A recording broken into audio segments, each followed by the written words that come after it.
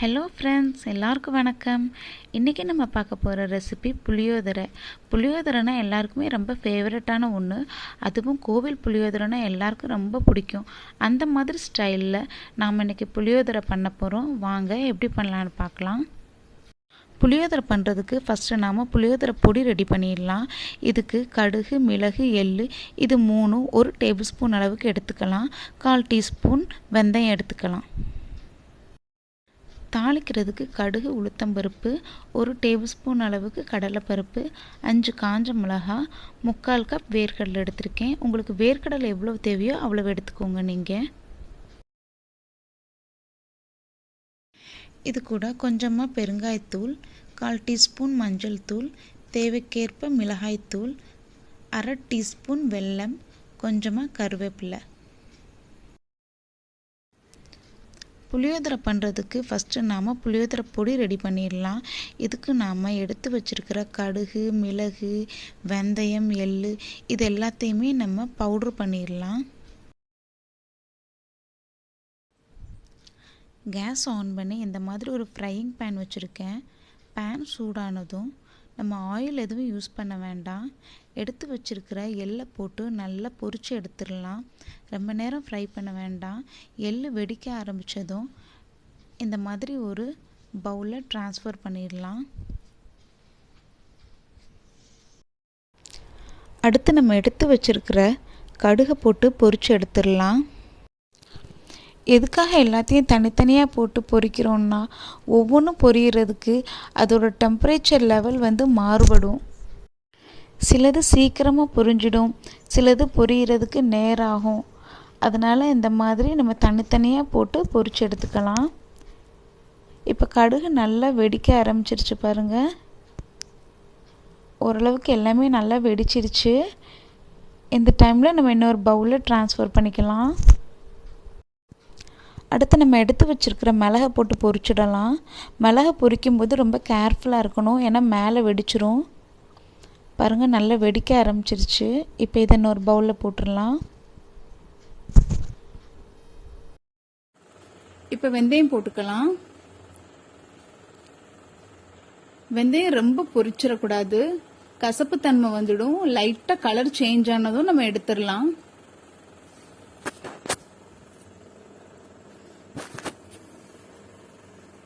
இந்த stage okay.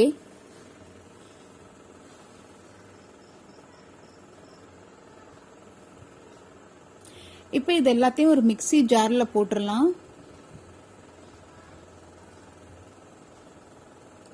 1-2 இந்த மாதிரி அரைச்சி எடுத்துடலாம். இந்த மாதிரி பெரிய கடாய் எடுத்திருக்கேன். கடாய் சூடானதும் 4 டேபிள் ஸ்பூன் அளவுக்கு நல்லெண்ணெய் ஆட் பண்ணியிருக்கேன். புளியோதரை பண்ணுறதுக்கு நல்லெண்ணெய் தான் ரொம்ப டேஸ்ட்டாக இருக்கும். எண்ணெய் சூடானதும் இது கூட கடுகு, உளுத்தம்பருப்பு ஆட் பண்ணிக்கலாம். கடுகு வெடித்ததும் நம்ம எடுத்து வச்சுருக்க கடலைப்பருப்பு, வேர்க்கடலை இது ரெண்டையும் போட்டு நல்லா ஃப்ரை பண்ணிக்கலாம். ஃப்ளேமை ரொம்ப ஸ்லோவாக வச்சுக்கோங்க. ஹை ஃப்ளேமில் வச்சிங்கன்னா அது கிறிஸ்பியாக இருக்காது. ரொம்ப லோ ஃப்ளேமில் வச்சு நல்லா ஃப்ரை பண்ணிக்கலாம். கொஞ்சம் டைம் ஆகும், பொறுமையாக இந்த மாதிரி ஃப்ரை பண்ணிக்கலாம். இது கூட காஞ்ச மிளகாய் ஆட் பண்ணிக்கலாம். இதையும் மீடியம் ஃப்ளேமில் மெதுவாக நம்ம ஃப்ரை பண்ணிக்கலாம். இப்போ இது கூட கொஞ்சமாக கருவேப்பிலை, ஒரு லெமன் சைஸ் புளியை சுடுதண்ணியில் ஊற வச்சு நல்லா கட்டியாக கரைச்சி எடுத்திருக்கேன். அதையும் இப்போ இது கூட ஆட் பண்ணிக்கலாம்.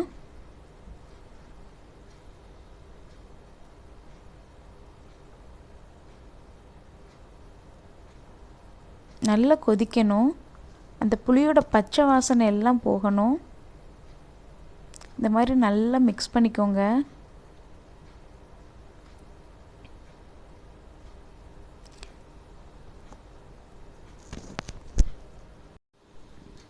புளித்தண்ணி நல்லா கொதிச்சிடுச்சு, அதோட பச்சை வாசனை எல்லாம் போயிடுச்சு. இப்போ இது கூட 1/4 டீஸ்பூன் மஞ்சள் பொடி, கொஞ்சமாக பெருங்காயத்தூள் இது எல்லாத்தையும் போட்டு நல்லா மிக்ஸ் பண்ணிக்கலாம். இது கூட 1 டீஸ்பூன் அளவுக்கு மிளகாய்த்தூள் ஆட் பண்ணிக்கிறேன். ஆல்ரெடி நான் காஞ்ச மிளகாய் ஆட் பண்ணதுனால 1 டீஸ்பூன் மிளகாய்த்தூள் போதுமானது. ஒருவேளை உங்களுக்கு ஜாஸ்தியாக காரம் வேணும்னா நீங்கள் அதிகமாக மிளகாய்த்தூள் ஆட் பண்ணிக்கோங்க. நான் இன்றைக்கி இது கூட 1/2 டீஸ்பூன் அளவுக்கு வெல்லம் ஆட் பண்ண போகிறேன். வெல்லம் கண்டிப்பாக ஆட் பண்ணணும்னு கிடையாது. உங்களுக்கு தேவைன்னா நீங்கள் ஆட் பண்ணிக்கோங்க, வேண்டான்னா விட்டுடுங்க. அட் தி சேம் டைம் நம்ம வெல்லம் ஆட் பண்ணுறதுனால இனிப்பு எதுவும் தெரியாது, கொஞ்சம் டிஃப்ரெண்ட் டேஸ்ட் கொடுக்கும். அதனால தான் வெல்லம் ஆட் பண்ணுறோம். இப்போ இது கூட தேவையான அளவுக்கு சால்ட் ஆட் பண்ணிக்கலாம். நல்லா மிக்ஸ் பண்ணிக்கோங்க. இந்த புளித்தண்ணி எல்லாம் ஒரு பேஸ்ட் மாதிரி வரணும், அது வரைக்கும் நல்லா மிக்ஸ் பண்ணிக்கலாம். ஃபைனலாக நம்ம பவுட்ரு பண்ணி வச்சுருக்கிற புளியோதரை பொடியை இது கூட ஆட் பண்ணிக்கலாம். நல்லா மிக்ஸ் பண்ணிக்கோங்க.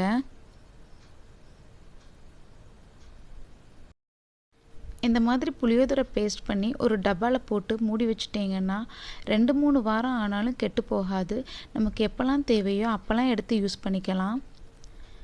இந்த புளியோதரை பொடி போட்டதும் ரொம்ப நேரம் மிக்ஸ் பண்ண வேண்டாம், லைட்டாக அந்த மாதிரி மிக்ஸ் பண்ணால் போதும். ஏன்னா ஆல்ரெடி அதை ஃப்ரை பண்ணியிருக்கோம்.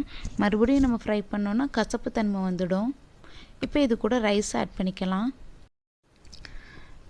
நான் இன்றைக்கி 2 டம்ளர் ரைஸ் எடுத்து குக் பண்ணி வச்சுருக்கேன். 4 பேர் தாராளமாக சாப்பிடலாம். நல்லா மிக்ஸ் பண்ணிக்கலாம்.